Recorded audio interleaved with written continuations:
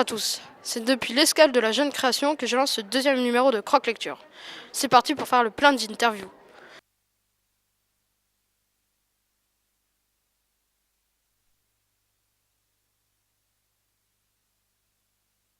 Bonjour, je suis avec Licia Troisi pour une petite interview. Vous avez écrit 3 trilogies sur le monde émergé. Aviez-vous pensé remporter un tel succès quand vous avez commencé à écrire ces histoires? Se pensavo che avrei avuto questo successo. Sì. Lo faccio in francese o in italiano? Italiano. Ok, je peux parler un petit peu le français, mais pour moi il est difficile de le parler, donc je parlerai en italien e Agathe il tradurrà. Okay?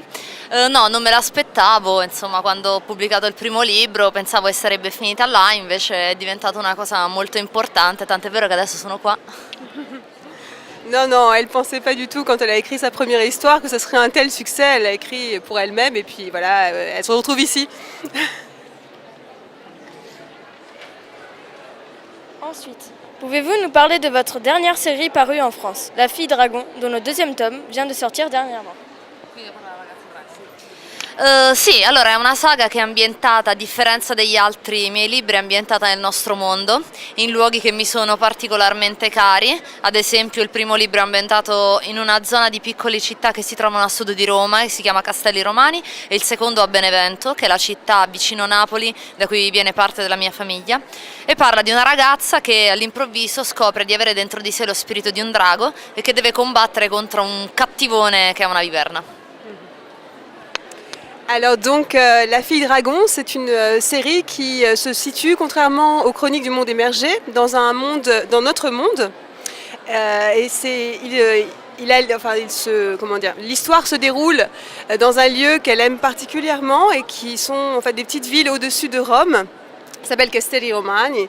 Donc elle tenait à faire vivre ces lieux dans son histoire. Et donc c'est l'histoire d'une jeune fille, Sophie, qui découvre par hasard qu'elle a l'esprit d'un dragon à l'intérieur d'elle et qu'elle doit combattre contre un méchant incarné par une vouivre. Voilà.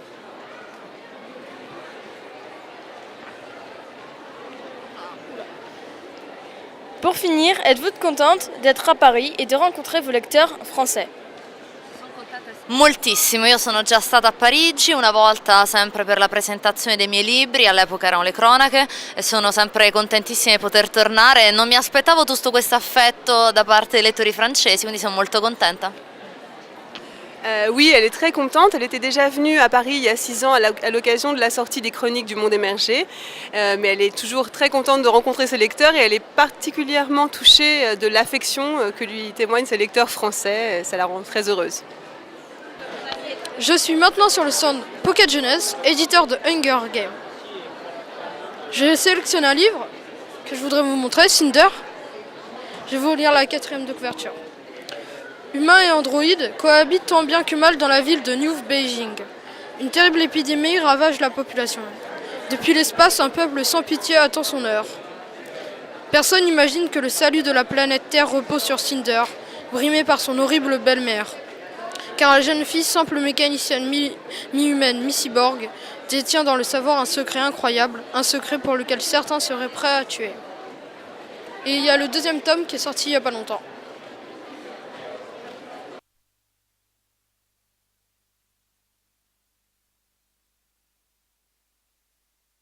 Bonjour, je suis avec Karina Rosenfeld. Alors, pour ceux qui n'auraient pas vu votre chronique, pourriez-vous nous parler des Sentinelles du futur?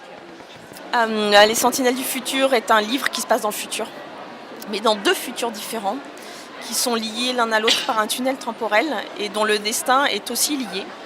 C'est-à-dire que c'est 2 époques qui peuvent s'aider mutuellement. Donc on a 2 héros qui vivent chacun une époque et qui vont devoir apprendre à se connaître et à se découvrir pour pouvoir sauver chacun leur époque. D'accord.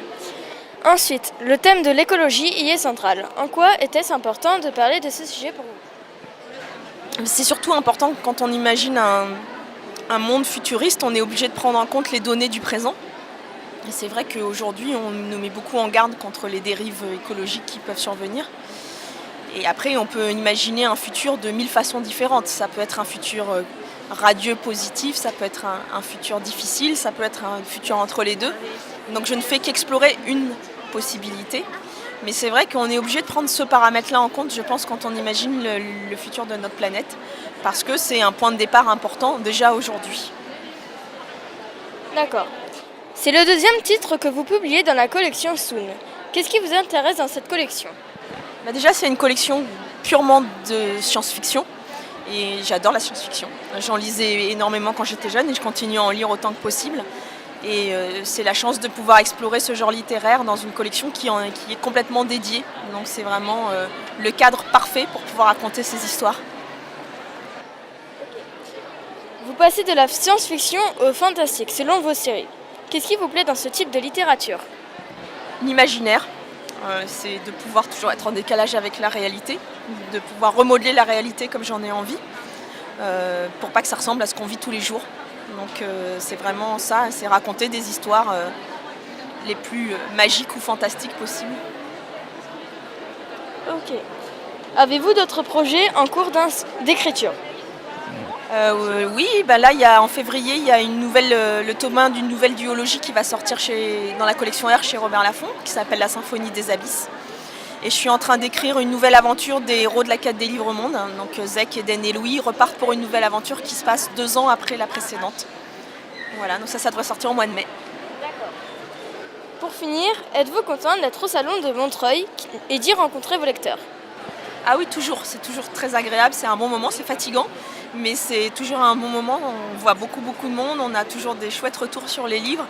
Et je pense qu'en tant qu'auteur, c'est aussi important de pouvoir aller à la rencontre des gens qui nous lisent et de savoir ce qu'ils en ont pensé.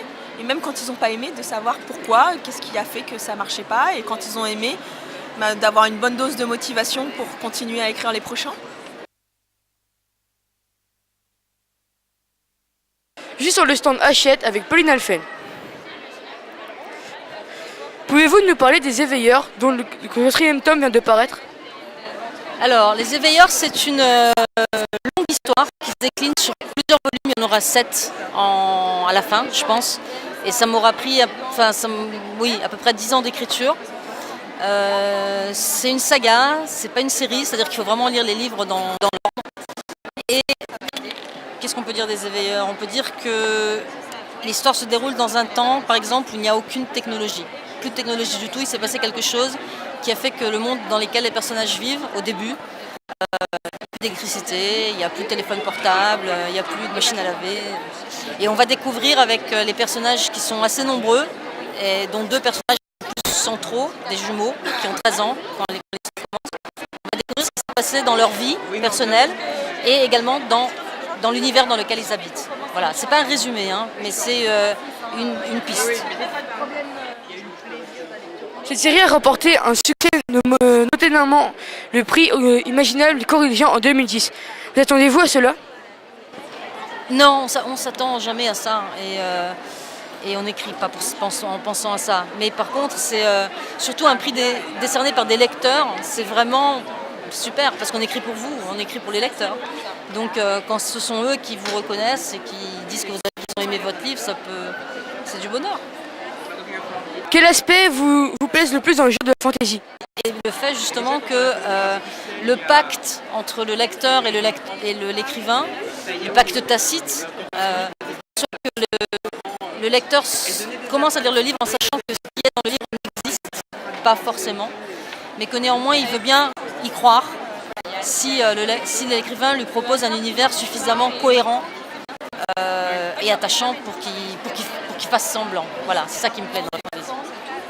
Dernière question, êtes-vous contente de rencontrer vos lecteurs au Salon du Livre ? Je suis très contente de rencontrer mes lecteurs, pas seulement au Salon du Livre, mais dans les écoles où je vais aussi beaucoup, dans les collèges, dans les lycées, pour la même raison qui est celle que j'ai dit auparavant, c'est que j'écris pour vous. Donc de vous rencontrer, ça me nourrit, ça me rappelle pourquoi je fais ce que je fais, et ça donne un sens à ce travail. Oui, c'est fondamental.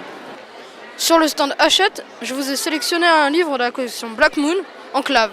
Je vais vous lire la 4e de couverture. Le monde est ravagé. À la surface, plus rien ne vit, plus rien ne pousse. Les hommes se sont réfugiés dans les villes souterraines, les enclaves. L'enclave, c'est ma vie. C'est le lieu qui nous protège des créatures rôdant dans les tunnels, ces monstres mangeurs de chair humaine. Et moi, je suis celle qui protège l'enclave en retour, celle qui chasse les monstres. J'ai aussi vu le nouveau livre de Luc Blanc-Villain, Dans le cœur d'Alice. Je vais vous lire aussi la 4e de couverture. Dans le cœur d'Alice, il y a beaucoup de monde.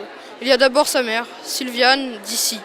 Brutalement disparue, il y a aussi son père, Xavier, écrivain de talent, en panne d'inspiration depuis la mort de Si. Dans le cœur d'Alice, il y a encore Édouard, son meilleur ami, qui pourrait bien tomber amoureux d'elle. Il y a Hubert, le voisin. Certains disent qu'il est fou, d'autres un peu dérangé. Pour Alice, il est juste Hubert. Dans le cœur d'Alice, il y a enfin Léopold, qui aime Alice. Il y a aussi Julie, qui pourrait être la meilleure amie d'elle. Surtout, il y a Jonas, le petit ami de Julie, qui sent bon la nuit. C'est en compagnie de mon ami Sam Sam que je clôt cette 2e émission au Salon du Livre de Montreuil. Salut Sam Sam!